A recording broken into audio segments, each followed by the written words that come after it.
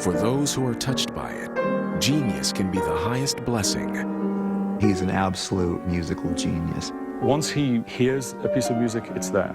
It's there forever. And the deepest curse.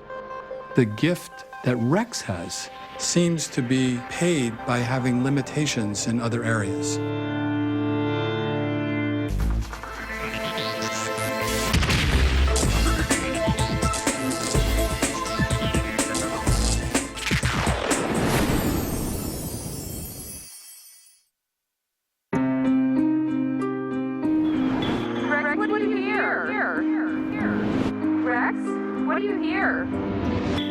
Rex Lewis-Clack has a gift, a superhuman ability to remember and play music that is beyond anything a person could be trained to do.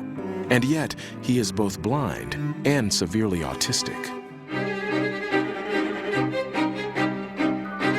When he was 3, he started picking out the notes from Beethoven's Ninth Symphony. His island of genius exploded on the scene. At age 8, he was already playing professionally. Rex allows us to see just how capable the human brain can be, in a sense, almost unleashed. Rex is clearly a prodigious savant. Rex is able to have a repertoire of music that we could only dream of. And yet, Rex pays a terribly high price for that.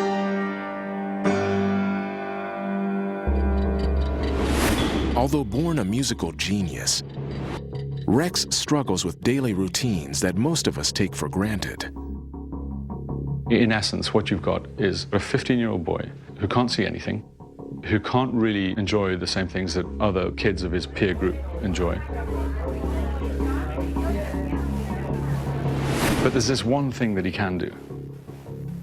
How about I play you a little tune that I don't think you've ever heard before? All right. Okay.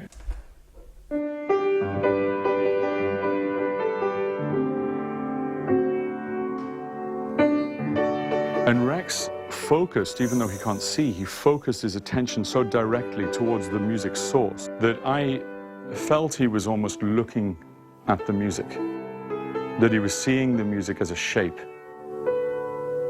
All right, so how about you try and play it back, all right? Off you go.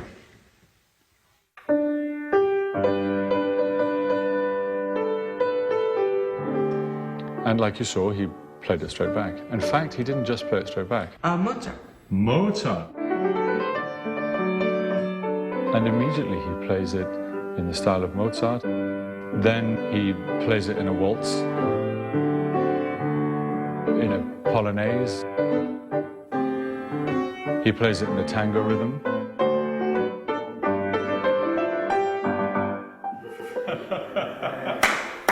Fabulous. The price for having this enormous expansion of brain potential seems to be paid by having limitations in other areas.